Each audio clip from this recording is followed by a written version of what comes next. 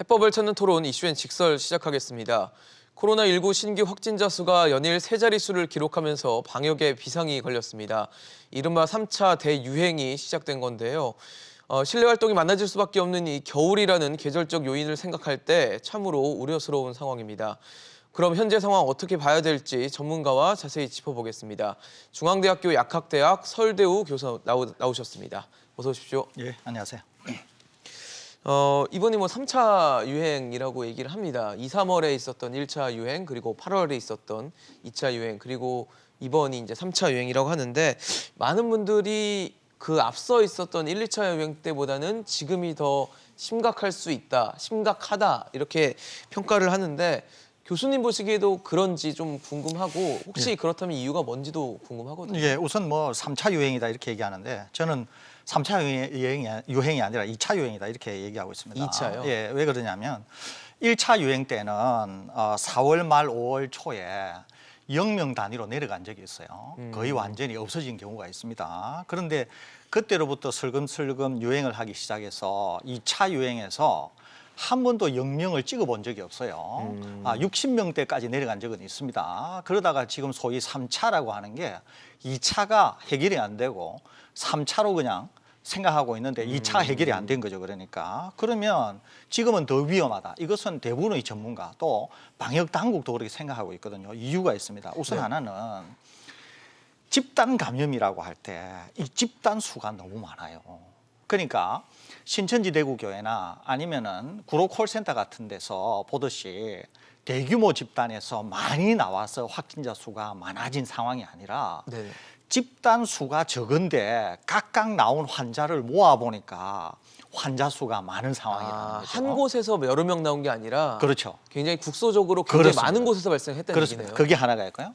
두 번째는 내용적으로 그 집단들이 예. 종교라든지 이런 특별한 어떤 눈에 띄는 시설이 아니라 네네. 일상생활 곳곳에서 나오고 있다는 거예요. 그러니까 추적하기도 어렵고 예. 내용적으로도 어디에서 어떻게 감염될지를 모르는 일상 곳곳에서 감염이 튀어나오고 있다는 거예요. 세 번째는 이전과는 달리 젊은 층의 감염자 수가 증가하고 있습니다. 젊은 층은 이제 40대 이하의 젊은 층인 경우에는 증상을 드러내지 않으면서도 이분들이 상당한 전파력을 가지고 있으면서 광범위한 전파를 시킬 수가 있거든요. 그러니까 옛날과는 양상이 상당히 다른 거죠. 젊은 층이 많아지고 있다고 하는 게. 또 곧 수능이 있고 계절적인 요인, 겨울이 있는 데다가 그다음에 연말 모임들, 크리스마스나 이런 것들이 있거든요. 그렇죠. 그러니까 실내 생활을 하면서 많이 모일 수 있는 산밀 조건이 형성되는 게 지금부터 시작해서 곧 있는 것이거든요. 예. 그러니까 지금도 내용적으로 나쁜데 향후에 내용적으로 더 나빠질 가능성이 있기 때문에 지금은 우리나라가 코로나19와 지금 싸워온 지가 거의 10달 정도 되는데 상황으로 볼 때는 제일 위험하다. 전문가도 그렇게 생각하고 있고 방역 당국도 그렇게 생각한다. 이유는 방금 말씀드린 그런 것들이다. 이렇게 정리할 수 있겠습니다. 사실 그 월요일 날 발표된 내용은 200명대로 떨어졌다 그랬는데 사실 주말은 집계가 좀 덜 되는 부분들이 있다 보니까 그렇습니다. 그런 변수를 제거한다면 최근에 계속 300명을 넘어서는 흐름을 보이고 있는데 사실 좀 조금만 전후를 생각해 보면 이제 일상으로 돌아갈 수 있는 거 아니냐는 좀 기대감을 갖게 할 정도로 조금 상황이 괜찮아지는 느낌을 받았었던 게 사실인데 갑자기 이렇게 300명대 이상을 지속적으로 유지하면서 폭발적으로 지금 확진자가 늘어나는 이유 어디에서 있다고 보십니까? 지금 말씀하신 게 약간 일상생활로 돌아갈 수 있는 거 아니냐라고 하는 기대가 있었다고 말씀하셨잖아요. 우리가 그럴 정도로 긴장이 많이 이완이 됐다는 거예요. 경각심이 많이 이완이 됐다는 거예요. 예를 들어 볼까요? 아까 말씀드린 것처럼 4월 말 5월 초에는 한 9일, 10일 동안 국내 환자 발생에 0명을 찍은 적도 있어요. 해외 유입을 고려하면 0명과 2명 사이를 오간 게 거의 9일, 10일 정도 됐습니다. 그런데 우리가 1단계, 2단계, 3단계 있다가 5단계 조치를 한 게 지금 한 10일 정도 되죠. 5단계 조치를 한 게. 그런데 이때 말고 8월 달부터를 생각해 보면 네네. 환자 발생이 60명에서부터 얼마 전까지 300명을 오갔습니다.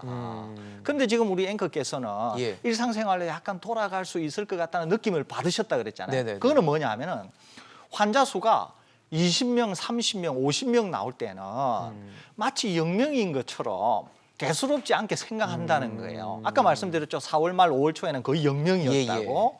그런데 지금 말씀드린 것처럼 실제로는 그렇지 않은데 이제는 코로나와 워낙 오래 있었기 때문에 한 100명 정도 나와도 심각하게 생각하지 않는다는 거예요. 그러면 지금 왜 위험한가? 첫째 제일 중요한 것은 예. 계절적인 요인으로 말미암아서 조금 전에 말씀드린 그런 내용에 더해서 악화될 일만 남아 있는 것이거든요. 첫째는.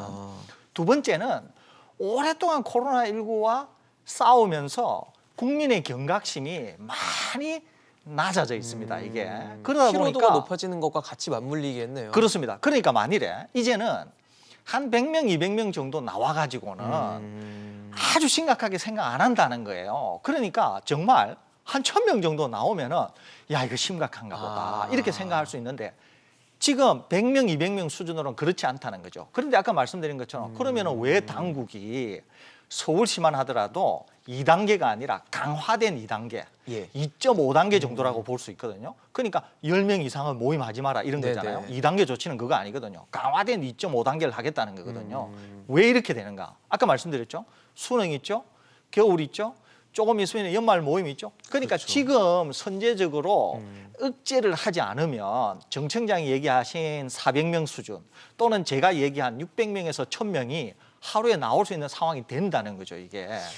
그럴 정도로 심각하기 때문에 주의를 해야 되는데 제일 문제는 경각심이 그만큼 높지 않기 때문에 사회적 거리두기나 마스크 착용에서 좀 덩하니 할 수 있고 그렇게 될 경우에는 정말 더 위험해질 수 있다. 이 말씀 제가 드립니다. 교수님 말씀을 들어보니까 저희가 방송에서도 3월, 4월 이럴 때쯤에 그 얘기를 했었던 기억이 납니다. 100명을 넘었다, 세 자릿수로 올라섰다라고 하면서 굉장히 주의가 요구된다라는 얘기를 했는데 지금은 사실 100명대는 어떻게 보면 기본처럼 느껴지고 그렇습니다. 200~300명이 이제 위험한 상황이 되다 보니까 경각심이 좀 떨어졌다라는 생각이 좀 들기도 하는데 방금 말씀해 주신 게 지금 뭐 확진자, 신규 일일 확진자 수가 뭐 한 600명에서 1000명 정도도 갈 수 있다라고 얘기를 하시는데 그런 가능성도 있다고 보시는 거예요? 충분히 가능성이 있습니다. 충분히.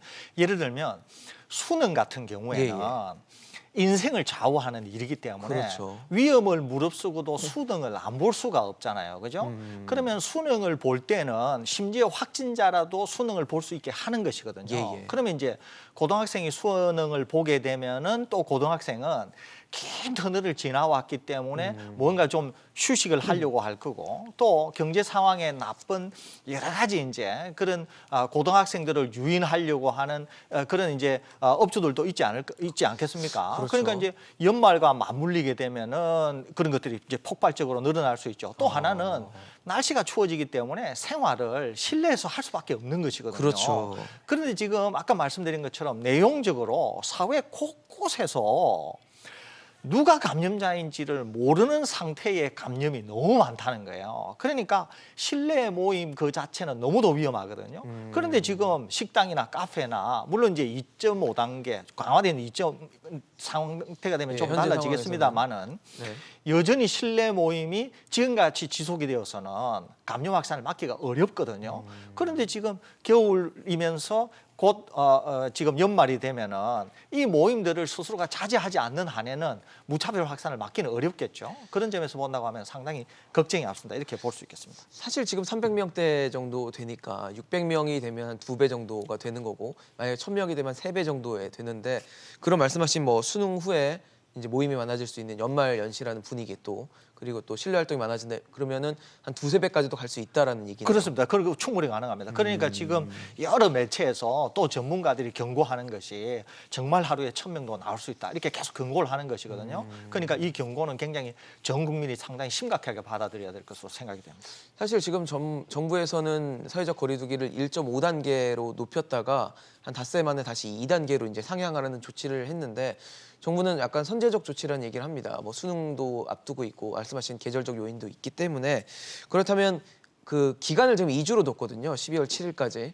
2주가 앞으로의 어떤 코로나 방역의 분수령이 될 수 있는 시기라고 보십니까? 지금 방역 당국이 2단계 조치를 했을 때는 10일에서 14일, 2주 정도 이내의 결과를 볼 수는 있을 것 같거든요. 그런데 이게 이제 단기적으로 그렇다고 해서 충분히 효과가 나타나면서 방역의 억제에 성공했다 이렇게 보기는 어려워요. 왜 그러냐면 단기적으로는 억제가 된다고 하더라도 예. 아까 말씀드린 것처럼 만일에 여름이다 우리가 지금 여름이어서 2단계 조치를 했을 때 깔아앉는다. 그러면은 여름인 경우에는 대부분이 실외 생활을 하지 않습니까? 그러니까 그렇게 억제된 것이 유지될 가능성이 많아요.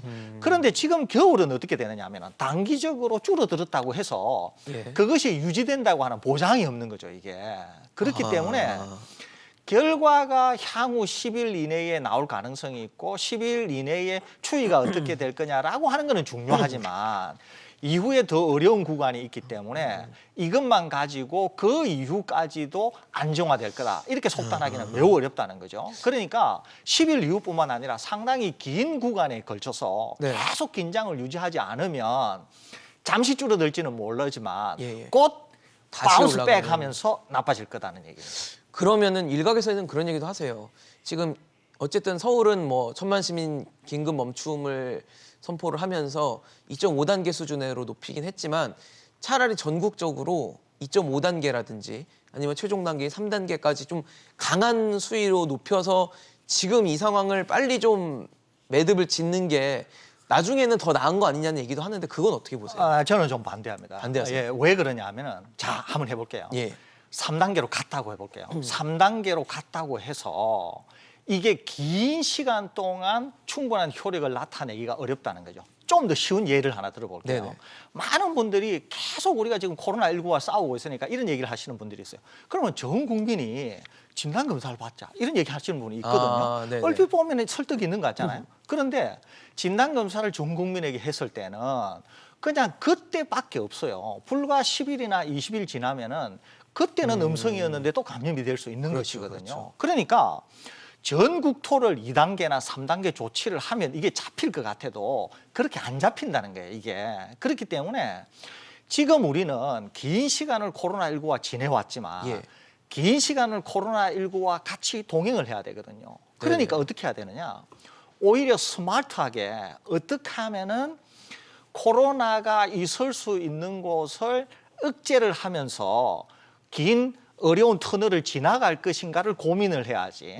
지금 상황이 이렇기 때문에 전국토를 어떤 단계로 간다. 이것은 올바른 처방도 아니지만 예, 예. 그렇게 처방을 한다고 해서 잡히지도 않는다고 하는 게 더 큰 문제라는 거죠. 그래서 그거는 적당한 처방이다. 이렇게 보기는 좀 어렵습니다. 그럼 현재 정부 방역 당국이 하고 있는 조치가 굉장히 적합하다고 보시는 거겠네요. 지금 당장은 적합해 보입니다. 그런데 네. 문제는 뭐냐면 방역 당국만 2단계 이렇게 되면 안 된다는 거죠.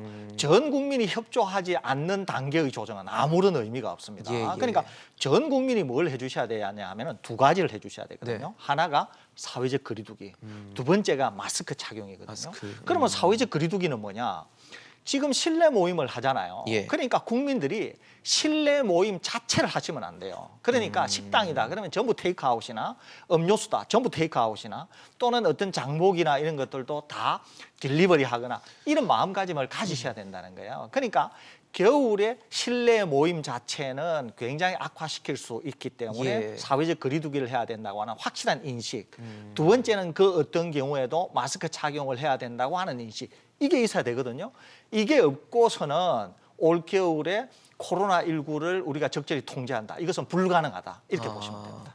사실 지금 뭐 어떻게 하면 적절히 통제를 할 수 있을까가 중요하긴 하지만 결과적으로 사람들이 바라는 건 역시 종식일 겁니다. 언제쯤 이 코로나가 끝날까를 많이 기대를 하고 있는데 거기에 이제 아마 종식에 중요한 부분을 차지할 수 있는 게 아마 백신과 치료제일 거예요. 최근에 또 들려오는 소식들이 백신과 관련해서 뭐 3상 임상시험에서 아주 유의미한 결과를 얻었다는 뭐 얘기들이 들려오다 보니까 기대감은 높아지고 있는데 앞으로 백신 개발에서 넘어야 할 산들도 있을 것 같은데 어떤 부분들이 있을까요? 이제 지금 이제 제가 언제 한번 기회가 되면 백신의 예방률이나 백신의 효능 이런 것들이 굉장히 잘못 전달된 게 있어서 한번 정정을 해드리려고 하는데 예. 이제 질문은 그게 아니니까 예. 향후에 아무튼 백신이 제대로 개발이 되었을 네, 때 상용화가 나왔을 돼야 될 때 거 아니에요? 상용화됐을 예. 때 이제 넘어야 될 산이 뭐가 있냐면 우리가 이제 꼽을 수 있는 거는 파이자, 모더나, 아스트라제네카, 노바백스 뭐 이렇게 크게 이제 네 종류를 들 수 있습니다.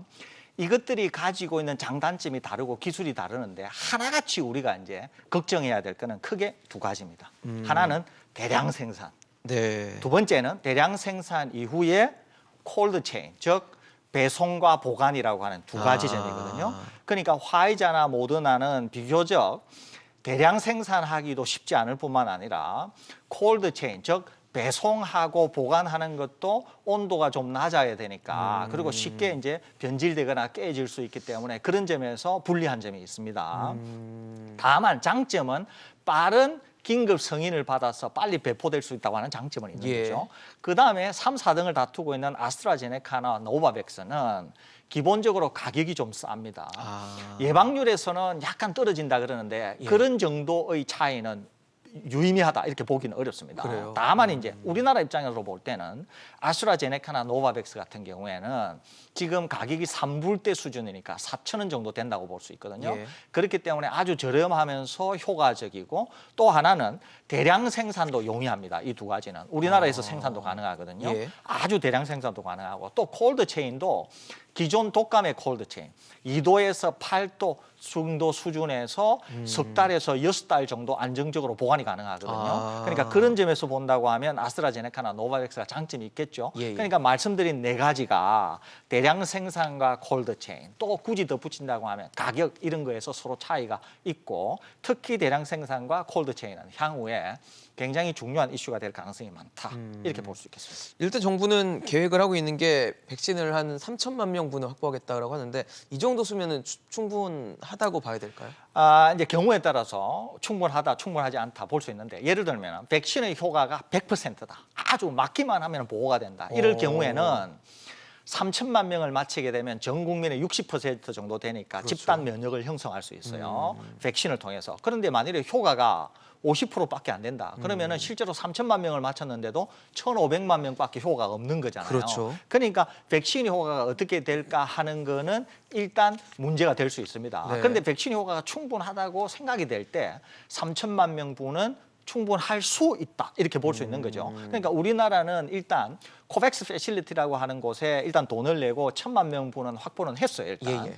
나머지 2천만 명분은 개별 회사를 접촉해서 이제 아마 확보를 도입을 할 하겠다. 것 같은데 이것도 우리나라가 가지고 있는 위상이라든지 우리나라가 백신을 사용했을 때 해외에 주는 신호 이런 것들 때문에 많은 백신 개발사들이 한국의 백신을 팔고 싶어 하거든요. 그래서 우리가 백신 구매와 관련해서 상당한 주도권을 쥐고 있다 이렇게 볼 수 있습니다. 그래서 아마 조만간 백신의 3천만 명분을 확보하는 것은 큰 문제가 없어 보이는데 네. 아까 말씀드린 것처럼 얼마나 좋은 백신이냐에 따라서 3천만 명분이 될 수도 있고 실질적으로는 그보다 적을 수도 있는 것이죠. 그렇겠네요. 그런 점에서 본다고 하면은 당국이 좀 더 생각해서 좀 더 여유분을 확보해야 되지 않을까 이렇게 생각은 됩니다.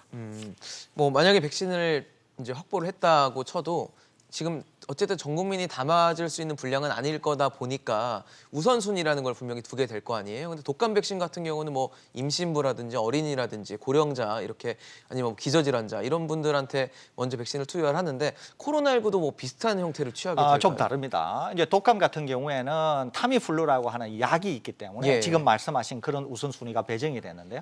코로나19는 아주 적극적으로 치료할 수 있는 약이 없지 않습니까? 그렇죠. 그렇기 때문에 코로나19의 제1 우선순위는 의료진이 됩니다. 의료진들이 의료진. 언제나 이제 감염자들을 접촉하기 때문에 의료진이 될 수 있고요. 네. 두 번째, 거의 뭐 우선순위에는 차이가 없는데 기저질환을 갖고 계신 고령자, 고위험군들이죠. 그러니까 감염이 되면 사망에 이를 수 있는 고위험군이 될 수 있습니다.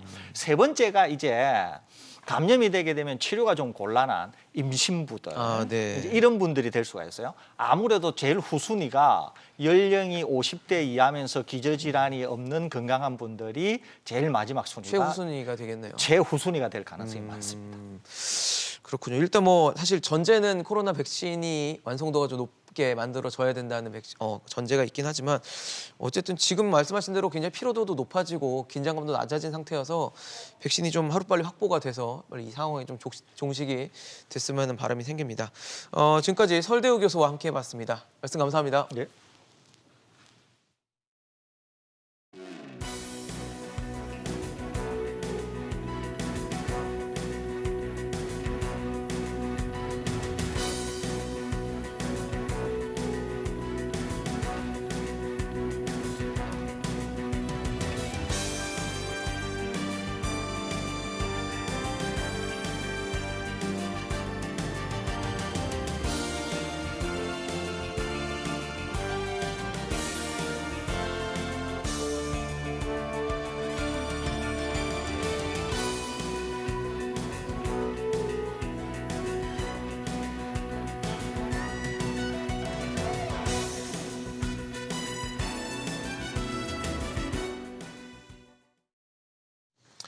코로나19가 재확산하면서 이제 좀 기지개를 펼까 했던 우리 경제에 다시 빨간불이 들어왔습니다. 특히 연말 특수만을 기대했던 이 소상공인들의 피해가 우려되는데요. 또다시 긴장감이 감돌고 있는 코로나19로 인한 경제 현장 어떤지 자세히 짚어보도록 하겠습니다. 현대경제연구원 최양호 고문, 박연미 경제평론가 나오셨습니다. 어서 오십시오. 안녕하세요. 사회적 거리 두기가 일단 2단계로 격상이 되면서 정부가 소비 쿠폰 지급을 하려다가 이 부분을 중단을 했습니다. 정부도 고민이 많았을 것 같습니다. 방역을 하긴 해야 되는데 이러면 경제가 또 멈출 수 있고 경제를 잡자니 방역이 또 느슨해질 수 있는 이 사이에서 고민을 좀 하지 않았을까요? 아니, 저는 그거 조차가 사치스러운 것 같은데요. 그 자체가요? 방역과 경제 이거는 뭐 우선순위 따질 이유가 없죠. 방역이 우선입니다. 그래서 사실 이제 코로나 확산이 얼만큼 이제 조기 진정이 되느냐, 그다음에 거리두기 강화 연장 여부가 어떻게 되느냐에 따라서 경제는 분명히 그게 결과물로 나오는 건데요. 지금 이제 잘 아시겠지만 우리나라가 지금 마이너스 1.1에서 마이너스 1.3%가 올해 경제 성장률 목표치인데 예. 그러려면 지금 4분기가 0.0에서 0.4가 나와야 됩니다. 예. 플러스가. 그거 포기해도 됩니다. 어차피 마이너스인데. 그러면 지금은 우리가 덜도 말고 방역에 2주간 방역에 아주 정점을 줘서 쪄야 되고요. 따져보니까요. 우리나라가 이제 1월 달부터 4월 달까지를 이제 분석한 자료들이 살살 나오는데 저희 연구원에서 조사를 해봤더니 예. 국내 소비자 심리가 굉장히 다른 나라에 비해서는 굉장히 많이 악화가 됐어요. 그럼에도 불구하고 소비 지표 악화는 다른 나라보다 괜찮습니다. 심리는 악화가 됐는데 지표 예. 자체는 그렇게 악화하지 그렇다면 않았다. 심리를 잡아주는 건 뭡니까? 방역이다 이거죠.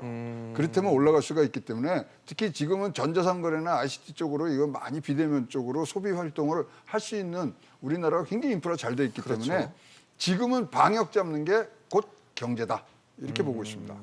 평론가님도 뭐 같은 네, 생각이십니까? 뭐 지금은 다른 방법이 없는 것 같은데 말씀하신 것처럼 소비 쿠폰이 원래는 계획 물량 대비 지금 나가 있는 게 숙박 쿠폰은 절반 정도고요. 공연 쿠폰은 3분의 1, 외식 쿠폰은 한 5%밖에 그 발급이 안 된 상태거든요. 원래는 그 1단계였을 때 숙박 쿠폰은 꽤 인기가 있었습니다. 이게 그냥 아무 데서나 막 주는 게 아니고요. 예약 사이트에서 몇 시부터 몇 시 사이에 접속을 해서 예약을 할 때 소비 쿠폰을 다운받아서 해야 하는데 이게 경쟁이 치열해서 네네. 나는 도대체 받을 수가 없다 이런 분이 많을 정도였거든요. 맞아요. 그런데 분위기가 확실히 달라지게 되는 거고 결국은 치료제와 백신 나오기 전까지는 이런 상황이 반복적으로 계속될 텐데 확산세를 가능한 빨리 잡는 게 소비 심리를 최대한 빨리 되살리는 그런 길이 될 수밖에 없겠죠.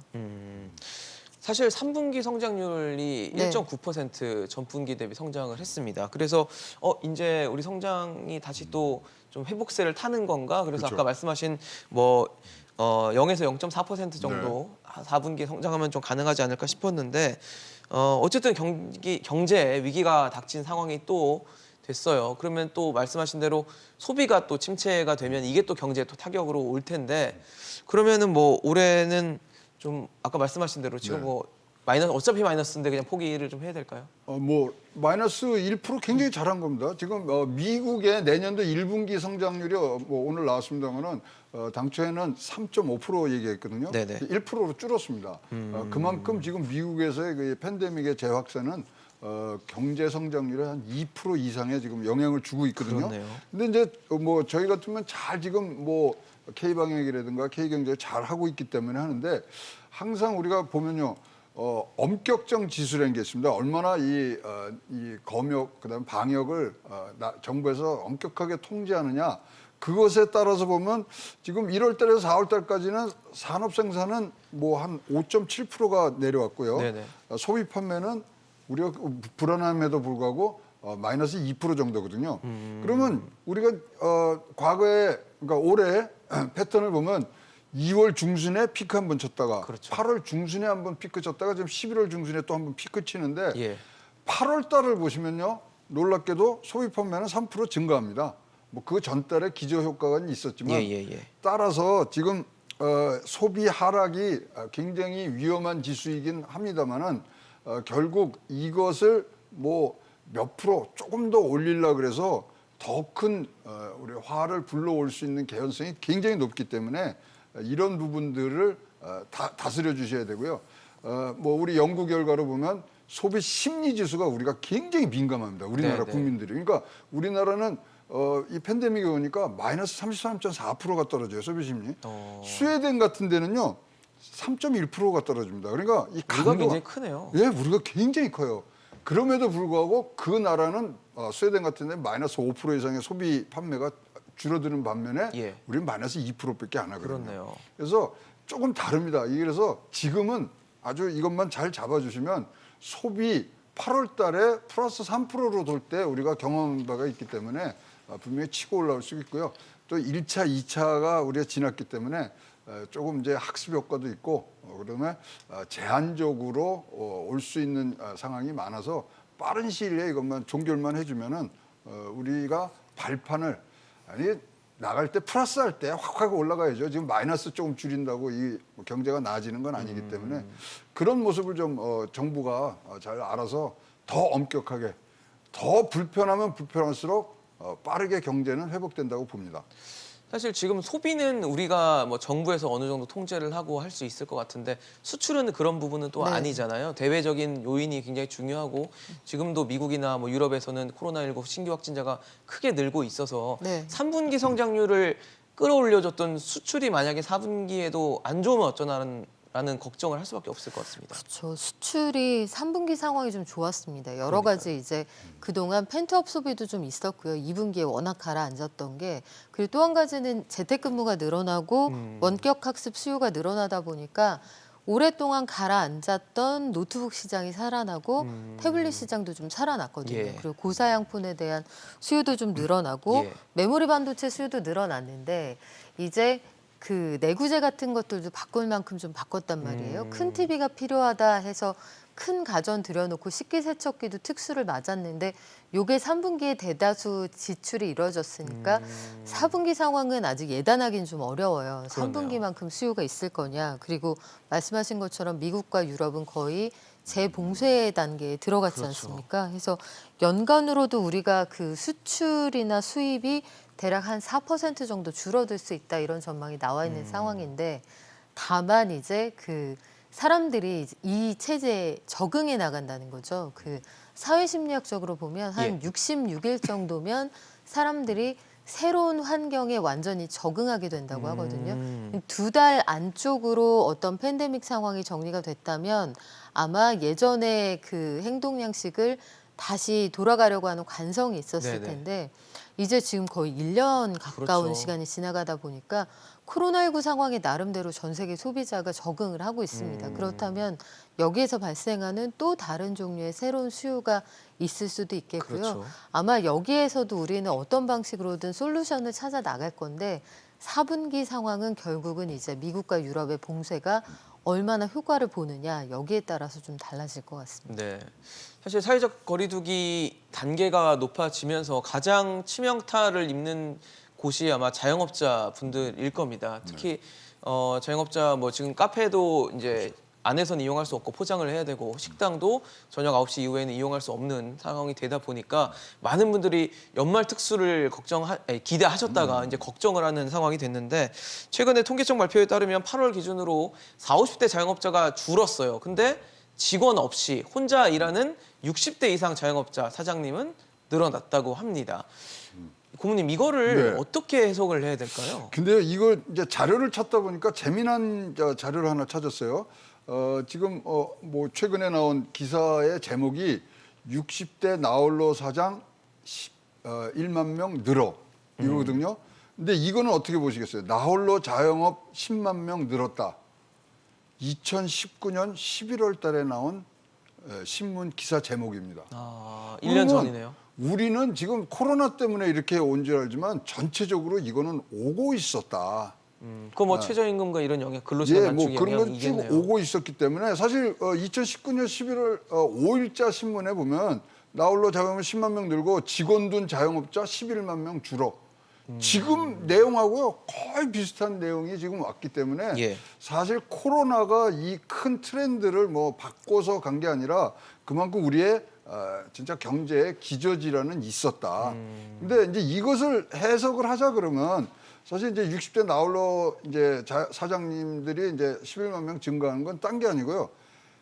배달하시는 분, 네. 뭐 그다음에 이렇게 뭐 나가서 하시는 분들이 과거에는 어디에 소속돼 있다가 네네. 이제 개인 사업자로 된 거예요.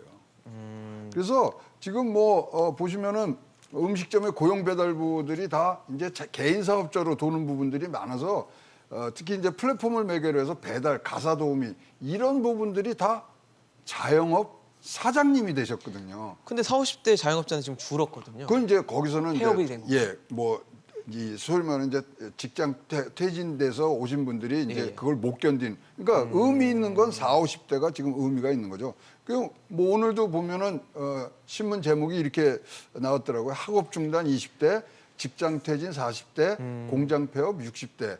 그러니까 이거 트렌드를 말씀드려요. 이거는 분명한 코로나의 영향이긴 하지만 원래도. 이것이 조금 더 가한 거지 우리 전체적으로 코로나라고 이것을 몰기에는 지금 경제가 전반적으로 좀 기초 체력들이 떨어지는 거 아니냐 이렇게 봐지고요. 이것은 분명히 이제 코로나가 물러갔을 때 다시 한번 기회가 온 부분, 그러니까 전반적인 뭐 구조조정이라고 표현하면 좀 어폐가 있습니다만 하여튼 개혁적인 그런 다른 재조정이 좀 필요한 그런 지금 통계라고 보여집니다.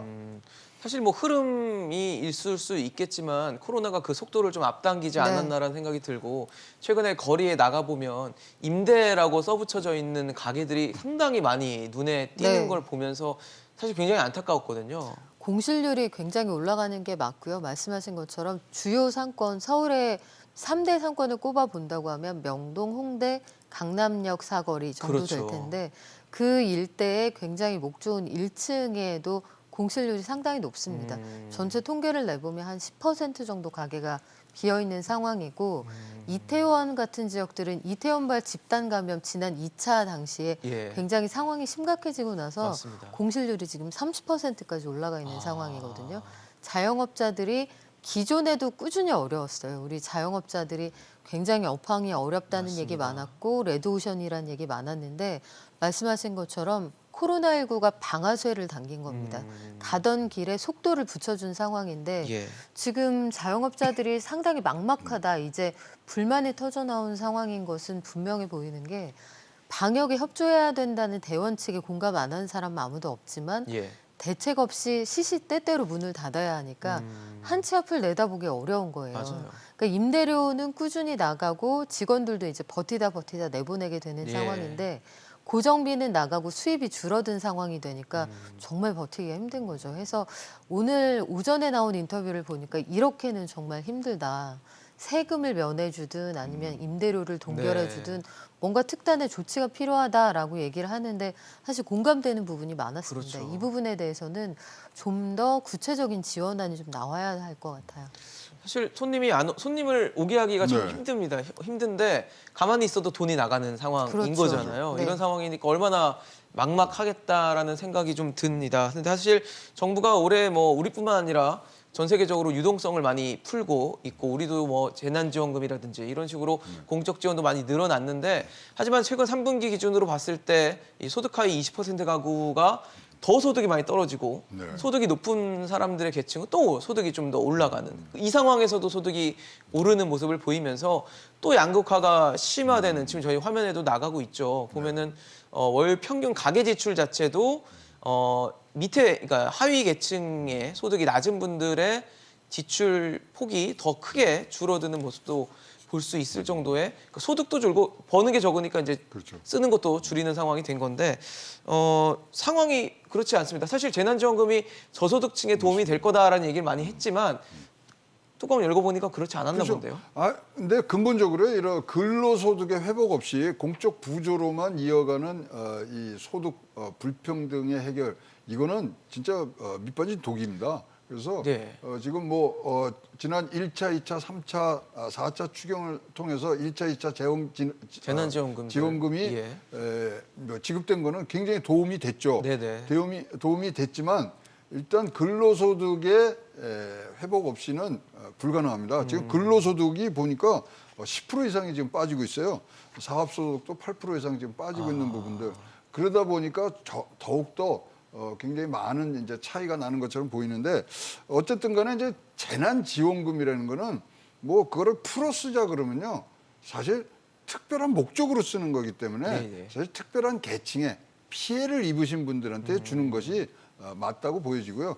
현재 지금 뭐 1차, 2차 때 뭐 현금과 이런 것들이 섞여서 간 부분들이 있는데 특히 이제 아기 돌봄 뭐 이런 예산 같은 경우에는 사실 고소득층이 자녀 수가 더 많거든요. 네. 그래서 좀 불균형적인 부분들이 나와서 이렇게 됐습니다만은 어쨌든 간에 지금 공적 지원금으로는 평균적으로 59만 원이 지금 지급이 되고 있고요. 네. 이번에 이런 뭐 근로시간이라든가 사업소득이 빠진 걸로는 지금 82만 원이 빠졌기 때문에 그런 것을 감당해낼 수 있는 뭐 5분위들은 뭐 어떻게든지 버텼지만 예. 지금 소비 지출이 가처분 소득보다 훨씬 높아지는 적자 가정들이 지금 반이 넘는 50%입니다. 50.9%. 그러니까요. 예, 그렇기 때문에 이 부분들에 대해서는 지금 적절한 이거는 시기성이 굉장히 중요하기 때문에 네네. 시기성을 갖는 그런 지원이 지금 이제 필요한 그런 상황까지는 와 있다고 보여집니다. 네. 1분위가 소득이 굉장히 낮은 계층으로 분류가 돼 있는데도 돼 있기 때문인지 지금 적자 가구의 비율이 절반이 넘는 가는 상황이에요. 그러니까 갖고 있는 돈을 까먹는 상황인 거죠, 계속. 그렇죠. 이게 말씀하신 것처럼 고용하고 맞물려 있는데 지금 도소매, 음식, 숙박업을 중심으로 일자리가 빠르게 줄어들고 있단 예. 말이에요. 이쪽은 대표적으로 비정규직이 많고 취업의 진입 장벽이 낮기 때문에 네. 저소득층에서 일용직으로 근무하시는 분들이나 비정규직 단시간 근로하시는 분들이 굉장히 많이 예, 비중이 근무를 높죠. 하던 그런 업종입니다. 그렇게 생각을 하면 이쪽에서 일자리가 줄어들었을 때 가장 취약한 1분위부터 타격을 받게 되는 거예요. 그렇네요. 그래서 5분위 가구는 정규직일 가능성이 높고 자영업을 해도 규모가 크거나 버틸 수 있는 여력이 있을 가능성이 큰데 반면에 1분위의 경우에는 일자리를 잃었거나 소득이 크게 줄었을 가능성이 크거든요. 이런 상황을 그 변수로 놓고 볼 때 똑같은 공적인 부조가 주어진다 하면 당연히 그 소득이 많은 분들에게 좀 더 많은 소득이 보장될 수 있는 그런 구조인 거죠. 그래서 양극화가 사실 어제 오늘의 일은 아닙니다만 예. 이 코로나19라는 것이 양극화의 그늘을 보다 선명하게 보여주고 있는 상황이 되는 거예요. 해서 늘 나오는 이야기지만 재난지원금의 선별 지급이 바람직하냐 아니면 전체 보편적 지급이 지급이. 바람직하냐 네. 그런 논란이 있었죠. 있었던 계속. 것이 바로 네. 이런 문제가 나타나고 있기 때문입니다. 그러면은 지금 그래서 정치권에서는 3차 재난지원금 지급이 거론이 네. 되고 있습니다. 이제 지금 이제 3차 대유행까지도 직면한 상황이기 때문에 3차 지원금이 필요하다라는데 사실 청와대는 좀 신중한 태도를 보이고 있어요. 뭐 네. 재정 건전성 이런 걸 고려했을 했기 때문에 좀 그런 건지 아니면 뭐 다른 이유가 있는 건지도 좀 궁금합니다. 뭐 하여튼 지금 신중한 여당과 청와대 그다음에 띄우는 야당 뭐 이런 식으로 정치권에서 지금 해석이 되는데 그렇죠.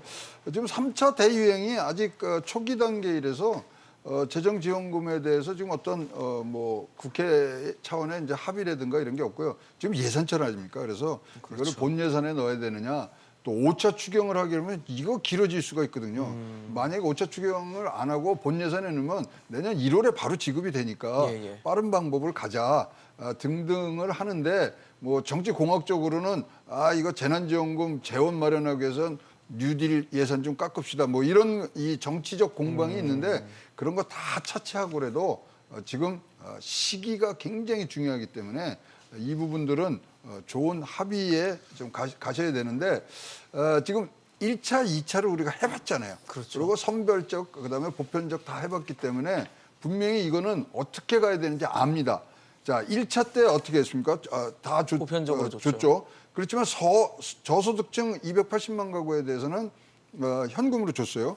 2차 추경 때도 어떻게 했냐면 특고나 청년 이런 데도 현찰로 지급했습니다. 그런데도 불구하고 3분기 지금 나온 숫자는 굉장히 분배 지표가 지금 악화돼 있거든요. 예. 그래서 이런 것까지 다 고려를 해서 1차, 2차에서 나온 통계들을 고려를 해서 빠른 속도로 이 정확한 선별적으로 필요한 사람한테 주는 것이 지금은 가장 효과적이지 않겠느냐 이렇게 보여집니다. 그러니까 두 분 다 선별 지급에는 좀 동의를 하는 거라고 보면 될까요? 네, 지금 뭐 재정 여력이 사실 무차별 지급하기에는 받으면 좋죠. 네, 그 예. 전 국민에게 지급을 했을 때 소비가 진작되는 효과가 당연히 더 크겠죠.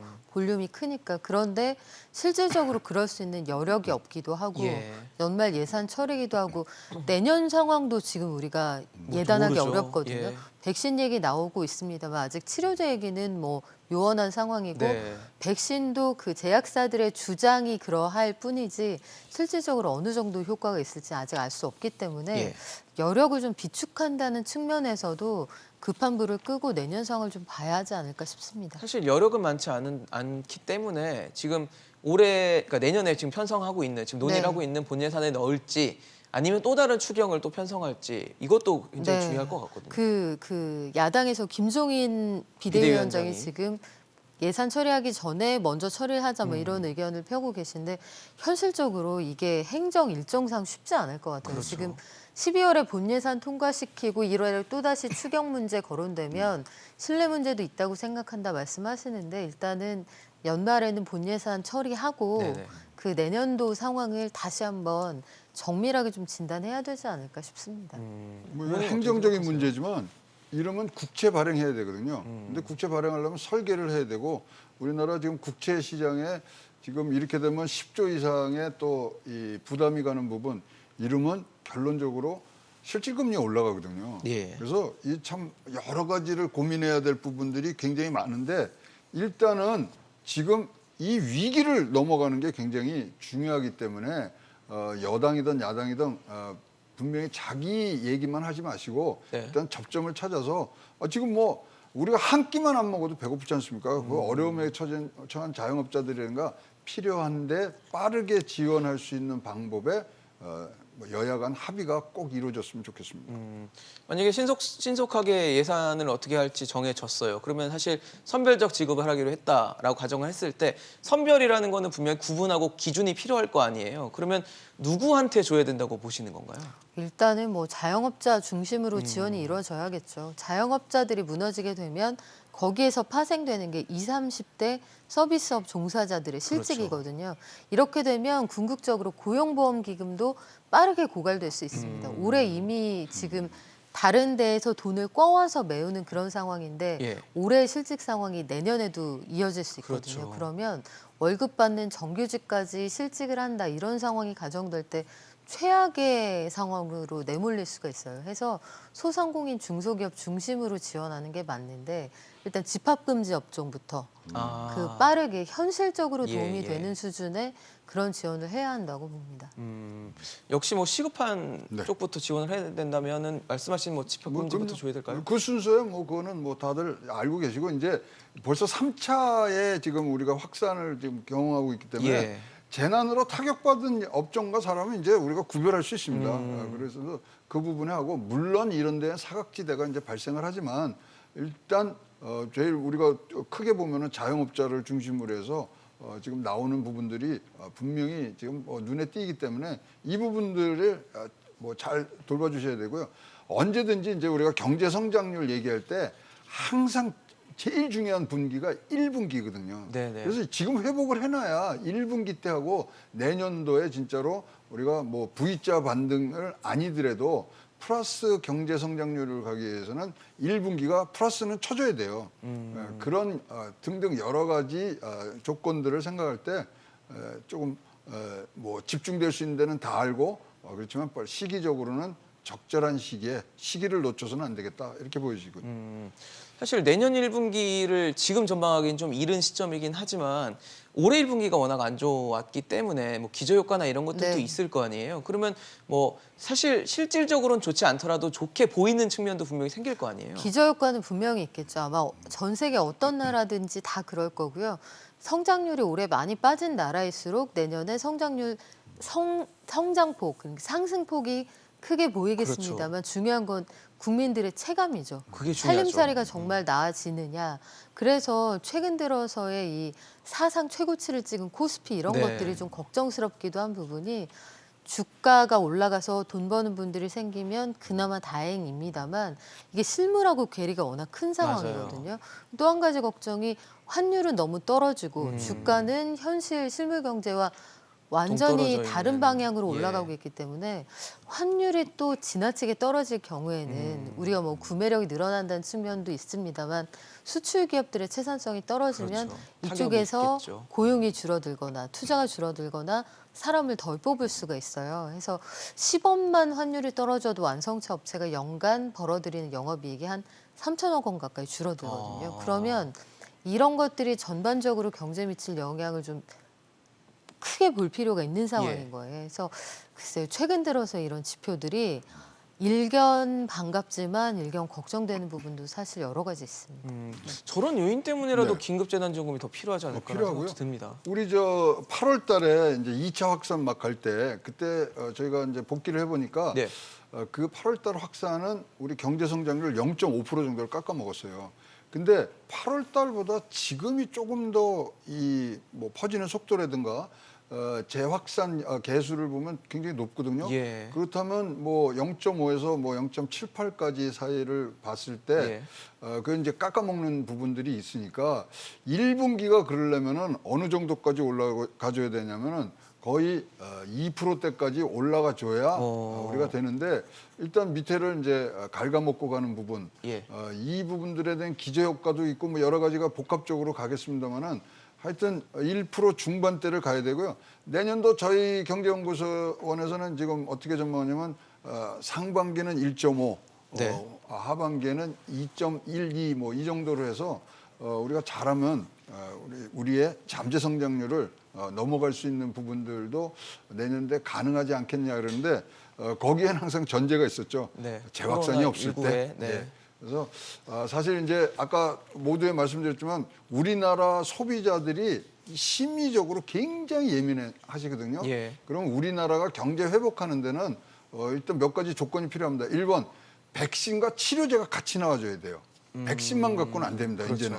예, 그게 나와주고 일단 이런 확산 기미가 재확산이 0.2에서 0.3으로 떨어져야 되는 부분. 그렇기 때문에 지금 경제 얘기할 뭐 여유는 없다고 네. 보여지고요. 우리나라에서는 그냥 뭐 24시간 방역을 외치더라도 국민들은 분명히 이해해 주시려고 생각을 합니다. 알겠습니다. 지금 뭐 코로나19로 인한 3차 대유행에 직면한 상황입니다. 두 분 말씀을 들어봐도 방역이 최우선이고 방역이 곧 경제 성장으로 연결될 수 있는 부분이기 때문에 국민들의 뭐 많은 희생과 동참이 필요한 시점이 아닐까 싶습니다. 오늘 최양호 고문 박연미 평론가와 함께했습니다. 고맙습니다. 이슈앤직설 오늘 준비한 소식 여기까지입니다. 지금까지 시청해주신 여러분 고맙습니다.